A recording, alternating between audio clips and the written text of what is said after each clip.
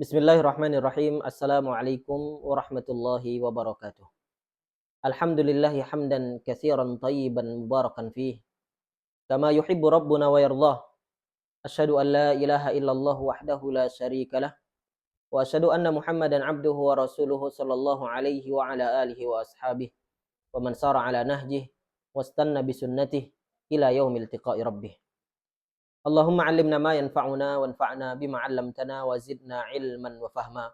Allahumma inna nas'aluka ilman nafi'an wa rizqan thayyiban wa amalan maqbulan. Alhamdulillah, kita bersyukur kepada Allah Subhanahu wa taala atas berbagai nikmat dan karunia yang masih diberikan oleh Allah Subhanahu wa taala kepada kita. Salawat dan salam tak lupa kita ucapkan untuk Nabi kita Nabi Muhammad sallallahu alaihi wasallam, dan kita berharap semoga Allah Subhanahu wa taala memberikan syafaatnya di yaumil akhir nanti melalui Nabi kita Muhammad sallallahu alaihi wasallam. Ahibati fillah, kaum muslimin yang dimuliakan oleh Allah. Alhamdulillah kita bertemu lagi di kesempatan ini untuk melanjutkan pembahasan yang sebelumnya, pembahasan tentang tema fikih Ramadan yang bertepatan dengan Ramadan tahun ini, dan semoga Allah Subhanahu wa taala memudahkan kita untuk menjalani hari-hari Ramadan dengan ketaatan kepada Allah Subhanahu wa taala. Pada pertemuan yang sebelumnya, ahibati fillah, kaum muslimin yang dimuliakan oleh Allah, kita sudah sedikit membahas tentang puasa Ramadan, kita membahas tentang makna puasa, kemudian juga hukum berpuasa Ramadan, dan juga sedikit membahas tentang syarat wajibnya seseorang untuk melaksanakan puasa Ramadan. Dan insya Allah hari ini kita akan sedikit kembali melanjutkan pembahasan tentang keutamaan puasa Ramadan. Di sini al-muallif, penulis kitab, beliau menyebutkan fadluhu, keutamaannya. Beliau menyebutkan hadis Rasul sallallahu alaihi wasallam yang diriwayatkan oleh Abu Hurairah radhiyallahu anhu. Dari Nabi sallallahu alaihi wasallam beliau bersabda, "Man qama lailatal qadri imanan wa ihtisaban ghufira lahu ma taqaddama min dhanbihi." Ini hadis yang sudah sering kita dengar. Hadis yang sahih yang diriwayatkan oleh Imam Al-Bukhari dan Imam Muslim. Beliau bersabda, siapa yang melaksanakan Lailatul Qadar, yang melaksanakan qiyamul lail, berdiri di malam harinya, menegakkan, menghidupkan malam Lailatul Qadar dengan ibadah imanan wa ihtisaban, dengan penuh keimanan dan juga mengharap pahala dari Allah Subhanahu wa taala, balasannya ghufira lahu ma taqaddama min dzanbihi. Maka Allah Subhanahu wa taala akan ampuni dosa-dosa yang telah lalu. Di malam harinya dibuka pintu ampunan. Kita bisa melaksanakan ibadah yang mendatangkan ampunan Allah Subhanahu wa taala. Wa man shama ramadhana, dan dilanjutkan oleh beliau, wa man shama ramadhana imanan wa ihtisaban ghufira lahu ma taqaddama min dzanbihi.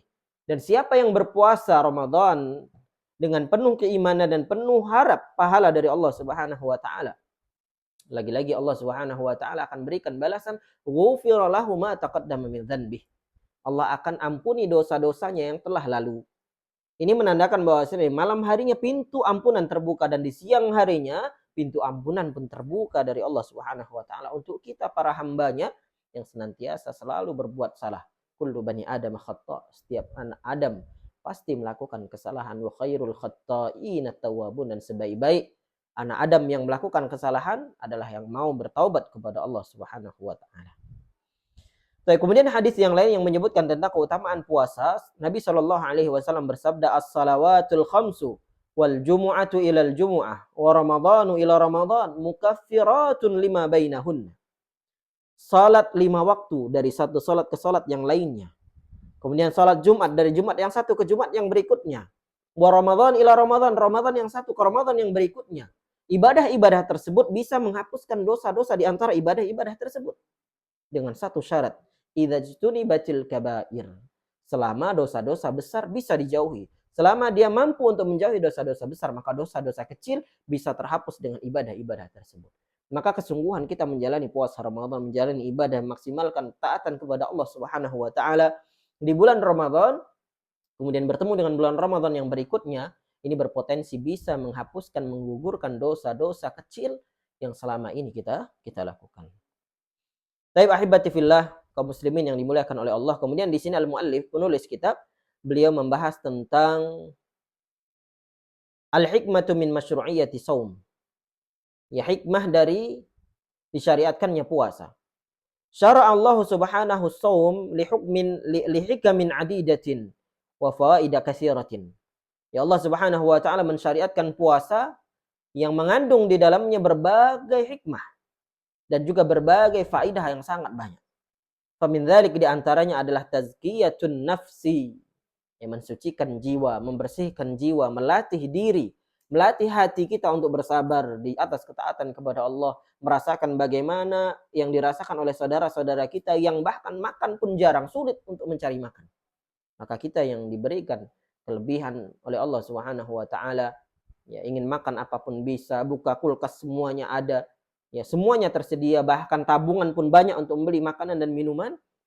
Di saat berpuasa kita merasakan apa yang dirasakan oleh saudara-saudara kita yang mana sehari-harinya mereka harus menahan lapar dan dahaga hanya untuk bertahan hidup dan bisa taat kepada Allah Subhanahu wa taala. Baik ahibati fillah kaum muslimin yang dimuliakan oleh Allah. Insyaallah kemudian berikutnya kita akan masuk pada pembahasan yang membahas tentang muftiratus shaim. Hal-hal yang dapat membatalkan puasa. Di sini beliau al-muallif, penulis kitab, menyebutkan pembatal puasa yang pertama, al-awwal al-aklu awis syurbu amdan. Makan ataupun minum dengan sengaja. Liqaulihi ta'ala wa kulu washrabu hatta yatabayyana lakumul khaytul abyadu minal khaytil aswadi minal fajr. Kulu washrabu, makan dan minumlah. Kita diperbolehkan makan dan minum hatta yatabayyana lakumul khaytul abyadu minal khaytil aswadi minal fajr.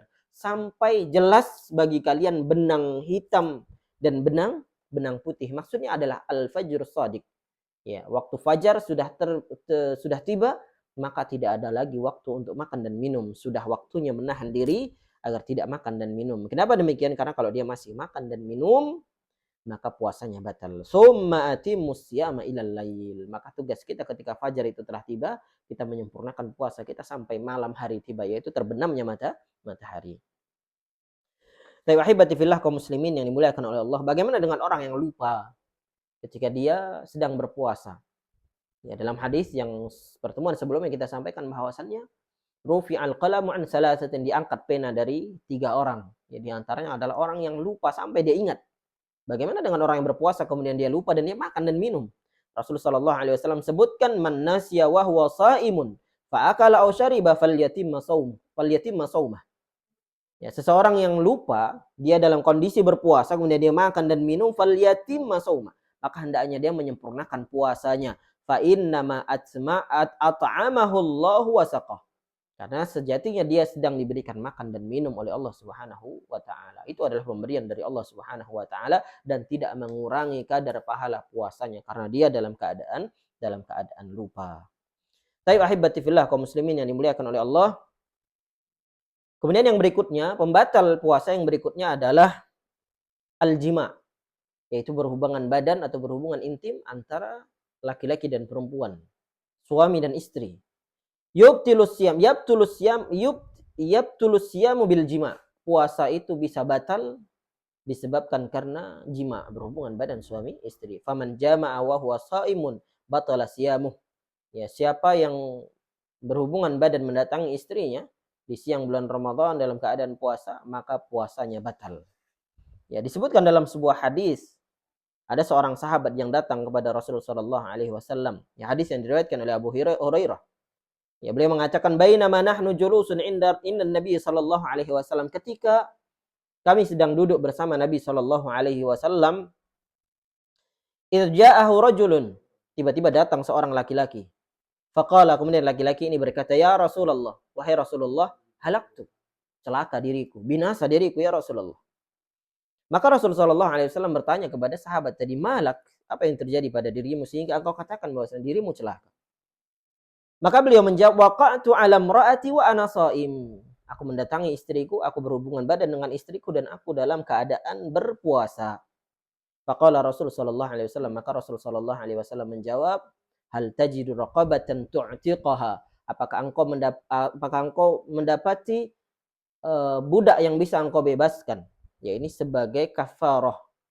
Ya, penggugur dosa dari apa yang telah ia lakukan, dia harus membayar kafarah. Pilihan yang pertama, ya pilihan secara tertib, dipilih dulu yang paling pertama. yaitu membebaskan budak. Kemudian ternyata dia menjawab, la. Ya, dia tidak mampu, dia tidak memiliki harta untuk membebaskan budak. Faqala, maka kemudian Rasul sallallahu alaihi wasallam kembali bertanya, hal tastati'u an tasuma syahraini mutatabi'ain? Apakah engkau mampu untuk mengganti dengan puasa 2 bulan secara berturut-turut? Ya, secara logika dia 1 bulan saja tidak sanggup, lantas bagaimana dengan 2 bulan? Tentu ini sesuatu yang lebih berat baginya. Karena tentunya hawa nafsu seseorang berbeda-beda. Syahwat termasuk hawa nafsu. Hawa nafsu itu contohnya adalah nafsu makan, kemudian bosan, ngantuk, itu adalah nafsu seseorang berbeda-beda. Ada orang yang makan sedikit saja sudah cukup, ada orang yang tidur sebentar saja sudah cukup. Begitu juga dengan syahwat, tentunya berbeda-beda setiap orang dari satu dengan yang lainnya. Maka sahabat Rasul sallallahu alaihi wasallam ini beliau menjawab, "La, dia tidak mampu untuk berpuasa 2 bulan secara berturut-turut." Qal, maka lagi-lagi Rasul sallallahu alaihi wasallam bertanya, "Hal tajidu it'ama sittina miskinan?" Apakah engkau bisa memberikan makan 60 orang miskin? Pilihan ketiga adalah memberi makan 60 orang miskin. Faqala la. Lagi-lagi dia enggak sanggup. Ternyata dia tidak termasuk orang yang berada sehingga bahkan memberikan makan untuk 60 orang miskin pun dia tidak sanggup. Faqala la, dia menjawab tidak. Maka Rasul sallallahu alaihi famakasan Nabi, di sini Abu Hurairah menceritakan famakasan Nabi sallallahu alaihi wasallam, kemudian Nabi sallallahu alaihi wasallam diam sejenak. Fa bainama nahnu ala dzalik, ketika kami sedang diam, utiyan Nabi sallallahu alaihi wasallam bi'iraqin fihi tamr. Ada yang datang dan memberikan hadiah kepada Rasul sallallahu alaihi wasallam senampan yang berisi kurma. Qala aina sa'il? Kemudian setelah Rasul sallallahu alaihi wasallam menerima kurma tadi, beliau kembali bertanya kepada para sahabat, siapa yang bertanya tadi? Ya, tentang dia berhubungan badan dengan istrinya di siang Ramadan. Maka laki-laki tadi mengangkat tangan, ana ya Rasulullah, aku ya Rasulullah. Khudh hadza fatasaddaq bih. Ya, ambil kurma ini. Jadi yang sedekah atau hadiah yang diberikan oleh orang lain tadi kepada Rasul sallallahu alaihi wasallam diberikan kepada sahabat tadi. Ya, agar dia bisa memberikan makan 60 orang miskin. Faqala ar-rajul, maka laki-laki ini menjawab, a'ala afqara minni ya Rasulullah, apakah ada yang lebih miskin dari aku ya Rasulullah? Ternyata dia melanggar aturan ini, melanggar syariat Allah Subhanahu wa taala di siang bulan Ramadan, dan dia pun dalam kondisi miskin ternyata. Wallahi ma baina labataiha yuridul harrataini ahla baiti afqara minni ahla baiti, apakah ada yang lebih miskin dari keluargaku ya Rasulullah? Ya, fadhahikan Nabi sallallahu alaihi wasallam, maka Rasul sallallahu alaihi wasallam sampai tersenyum, sampai tertawa, hatta badat anyabuhu, sampai giginya terlihat, gigi beliau sallallahu alaihi wasallam sampai terlihat. Ya, beliau melihat sahabatnya ya dalam kondisi seperti ini, bahkan dia miskin, tidak mampu, akan tapi dia melakukan hal tersebut. Ini pelajaran penting bagi kita bersama. Maka kemudian di akhir hadis tersebut Rasul sallallahu alaihi wasallam menutup dengan hukum at'imhu ahlak. Ya, berikan makan kepada keluargamu yang miskin untuk menggugurkan dosa yang telah engkau lakukan. Tapi ahibati fillah, kaum muslimin yang dimuliakan oleh Allah. Kemudian pembatal yang ketiga yang berikutnya adalah at-taqayyu amdan. Ya, muntah secara sengaja. Wa huwa ikhraju ma fil ma'idati min ta'amin aw syarabin an tariqil fami amdan, mengeluarkan sesuatu yang ada dalam lambung, di dalam perut dengan cara sengaja dikeluarkan lewat mulutnya. Ini membatalkan puasa. Tapi bagaimana dengan orang yang berpuasa tapi muntah tapi tidak dengan sengaja? Ya, mungkin dia sedang masuk angin, kembung atau sakit perutnya, kemudian dia muntah, tidak disengaja, dan dia sanggup untuk berpuasa sampai sore harinya, maka puasanya sah. Berbeda dengan orang yang sengaja memuntahkan apa yang telah dia makan. Kemudian yang berikutnya, pembatal puasa yang keempat adalah al-hijamah. Ya, walaupun di sini sebagian ulama berpendapat hijamah tidak membatalkan puasa.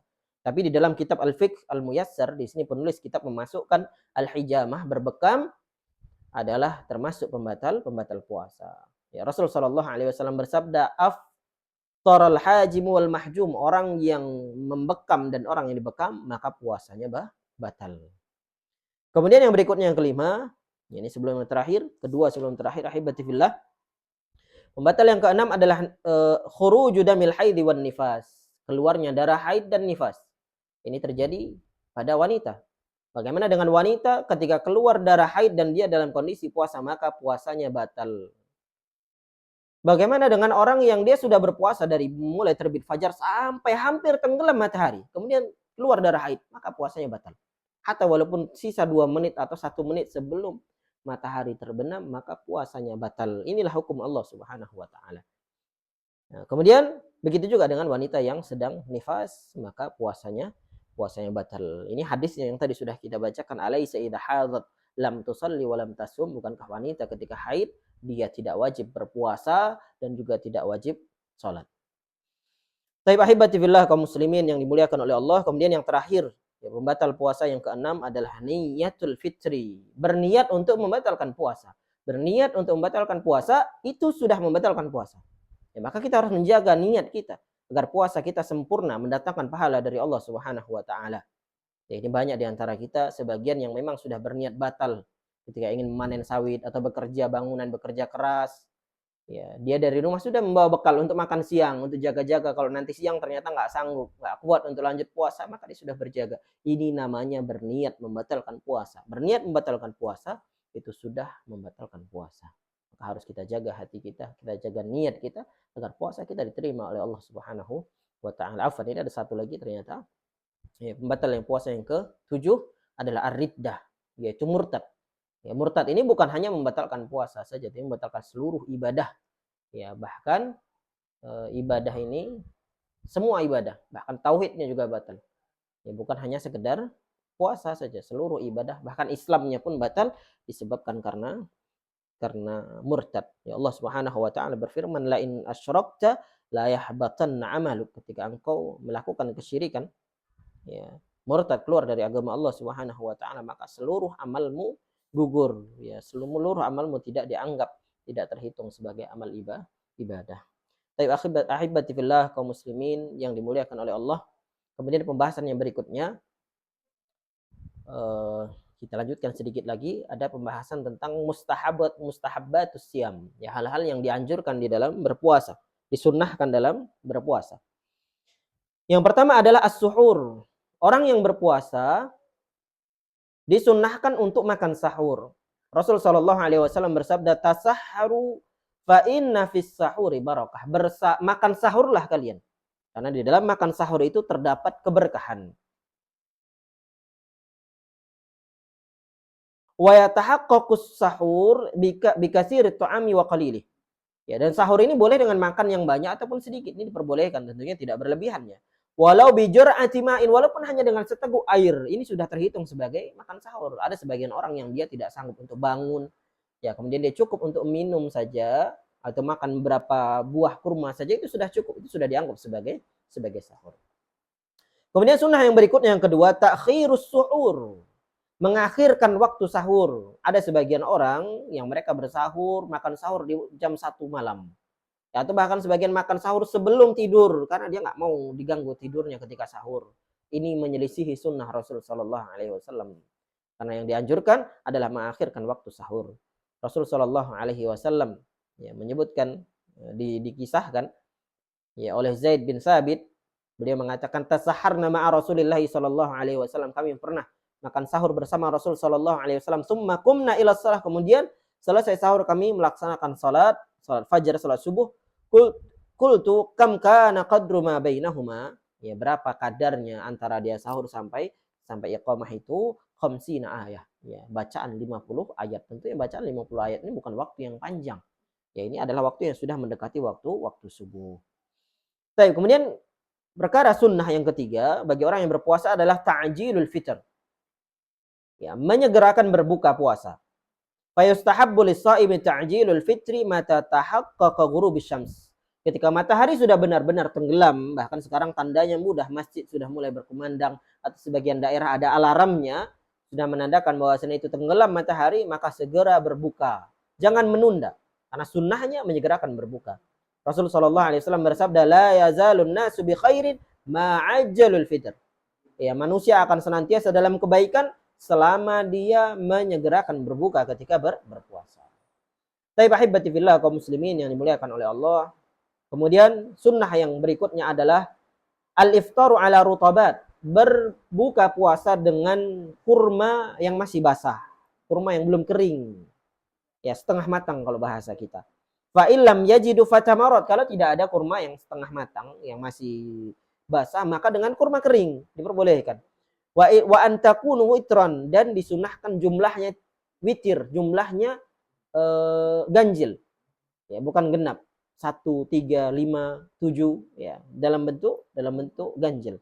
Fa illam yajid fa'ala jur'atin min ma'in. Kalau memang tidak ada kurma, maka boleh diawali dengan air terlebih dahulu. Li hadits Anas radhiyallahu anhu, berdasarkan hadis yang diriwayatkan oleh Anas bin Malik radhiyallahu anhu, kana Rasulullah sallallahu alaihi wasallam yuftiru ala rutabatin qabla an yusalli. Rasul sallallahu alaihi wasallam dahulu ketika berbuka puasa, beliau berbuka dengan beberapa kurma sebelum beliau melaksanakan salat maghrib. Fa illam takun rutabat fa ala tamarat. Kalau enggak ada kurma basah, maka dengan kurma kering. Fa illam takun hassa hasawatin min ma'in. Kalau tidak ada juga kurma, maka bisa dengan beberapa teguk air putih. Kemudian yang kelima, perkara sunnah yang kelima, ahibati fillah, ad-du'a 'alal fitr. Ya, berdoa ad-du'a 'indal fitr. Ya, berdoa menjelang berbuka. Ya, wa asna'us siyam, begitu juga ketika berpuasa. Dalam seharian, ya, terlebih ketika sudah mendekati akhir-akhir puasa, yaitu menjelang berbuka. Jadi antara faedah yang disebutkan oleh Syekh Muhammad bin Shalih Al-Utsaimin, ada waktu yang paling mustajab, yang mudah dikabulkan doa kita adalah ketika sudah mendekati waktu berbuka, karena di situ kondisi sudah lemah, ya, tenaga sudah tinggal sisa-sisanya. Disitulah kondisi kita saat lemah, kita memohon meminta kepada Allah Subhanahu wa taala, maka mudah dikabulkan. Ya, Rasul sallallahu alaihi wasallam menyebutkan salasatun la turaddu da'watuhum. Ada 3 orang yang doanya tidak akan tertolak. Doanya tidak akan ditolak oleh Allah Subhanahu wa taala. Yang pertama, shaimu hatta yuftir. Orang yang sedang berpuasa sampai dia berbuka. Waktu berpuasa adalah waktu doa mudah dikabulkan oleh Allah Subhanahu wa taala. Kemudian yang kedua, al-imamul adil, ya, pemimpin yang adil, wal mazlum, dan juga orang yang terzalimi, maka doanya adalah doa yang mustajab, mudah dikabulkan oleh Allah Subhanahu wa taala. Kemudian yang keenam, ahibati fillah, al-iktsaru minas shadaqah. Ketika berpuasa, ini disunahkan untuk memperbanyak bersedekah. Terutama bersedekah kepada orang yang sedang berpuasa. Bersedekah kepada orang yang berpuasa, memberi makan buka untuk orang yang berpuasa, kita mendapatkan pahala yang sama. Ini kesempatan. Maka ketika kita mampu memiliki harta, kita berikan kepada orang-orang yang berpuasa, kita mendapatkan pahala yang sama. Kemudian yang berikutnya, ahibati fillah, sunnahnya adalah al-i'timar, melaksanakan umrah di bulan Ramadan. Rasul sallallahu alaihi wasallam menyebutkan, umratun fi Ramadan ta'dilu hajjatan. Ya, umrah di bulan Ramadan itu pahalanya setara dengan pahala haji. Tapi ahibati fillah kaum muslimin yang dimuliakan oleh Allah, kemudian pembahasan yang terakhir adalah makruhatus siyam, hal-hal yang dimakruhkan ketika berpuasa.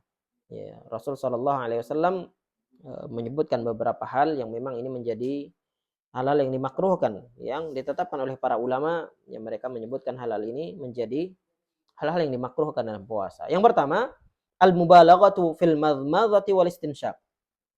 Ya, berlebihan, berkumur-kumur dan istinsyaq, memasukkan air ke hidung ketika berwudu. Tidak boleh berlebihan. Wadzalika khasyatun an yadhhabal ma'u ila jawfih. Ya, dikhawatirkan air itu akan masuk ke dalam perutnya, ke dalam lambungnya, tentu membatalkan puasa. Liqaulihi sallallahu alaihi wasallam, berdasarkan hadis Rasul sallallahu alaihi wasallam, wa baligh fil istinsyaqi illa an takuna shaiman. Ya, hendaknya engkau perbanyak istinsyak ketika berwudu kecuali engkau dalam keadaan berpuasa. Ketika kita berpuasa, maka tidak seharusnya memperbanyak beristinsyak, secukupnya saja. Ya, kumur-kumur secukupnya, jangan berlebihan karena dikhawatirkan akan masuk ke dalam perut. Kemudian yang dimakruhkan yang kedua adalah al-qublah. Ya, berciuman suami istri. Liman taharraka syahwatuh. Ya, bagi yang bergejolak syahwatnya, kan tadi kita sampaikan bahwasanya syahwat itu berbeda-beda satu dengan yang lainnya, ya, berbeda-beda. Wa kana mimman la ya'manu ala nafsi, yang tidak bisa menjamin dirinya untuk menjaga syahwatnya, fa yukrahu lis-shaimi an yuqabbila zaujatah, maka dimakruhkan seorang suami mencium istrinya, au amatah, atau budaknya, li'annaha qad tuaddi ila isarati syahwati allati tajri fi fasadi as-shaum wal imna'i wal jima'. Ya, karena dikhawatirkan akan membatalkan puasa, atau bahkan dikhawatirkan akan menyebabkan seseorang melakukan hubungan badan suami istri. Ya, tentunya berbeda dengan orang-orang yang sanggup untuk menahan dirinya, itu pengecualian. Ya, fa in ammana ala nafsihi, kalau dia sanggup menahan dirinya, menjamin dirinya, min fasadi saumihi fala ba'sa. Ya, dia bisa menahan dirinya, ya, menjamin dia tidak akan menyebabkan melakukan hal-hal yang berhubungan badan dan lain sebagainya, maka hukumnya tidak makruh. fala ba'sa, tidak mengapa. Lianna Nabi sallallahu alaihi wasallam, karena Nabi sallallahu alaihi wasallam kana yuqabbilu wa huwa shaim. Karena Nabi sallallahu alaihi wasallam pernah mencium istrinya dan dia dalam keadaan berpuasa. Ya, inilah yang disebutkan oleh Aisyah radhiyallahu taala anha, wa kana amlakukum liirbih. Ya, Rasul sallallahu alaihi wasallam adalah orang yang paling mampu, paling sanggup untuk menahan dirinya, menahan hawa nafsunya. Berbeda dengan kita tentunya. Maka yang selamat, yang lebih baik adalah kita tahan, ya, sehingga kita terbebas dari hal-hal yang mengkhawatirkan. Kemudian yang ketiga, ya, hal yang makruh yang ketiga adalah bal'un nukhamah. Ya, menelan dahak. Ini sesuatu yang mungkin kita semua pernah mengalami. Ketika dahak itu mampu untuk kita keluarkan, maka keluarkan. Ya, jangan ditelan karena ini mengkhawatirkan. Ya, ketika banyak kita telan akhirnya menyebabkan kita batal. Tapi di sini hukumnya makruh. Dan yang terakhir adalah dzauqut ta'am li ghairil hajah. Ya, mencicipi makanan tanpa ada keperluan. Ya, istri kita sedang masak di dapur, cukup istri kita saja yang merasakan, tidak perlu kita merasakannya atau anaknya yang merasakan, semua bahkan merasakan. Maka ini sesuatu yang makruh. Fa in kana muhtajan ila dzalika kana ka'an yakuna tabbakhan yahtaju li dzauqi milhihi wa ma asbahu fala ba'sa. Ketika memang diperlukan, kita sebagai koki, sebagai chef, sebagai tukang masak di perusahaan atau di restoran dan lain sebagainya memerlukan itu, maka tidak mengapa. Ma'al udri min wusuli syai'in min dzalika ila halqi.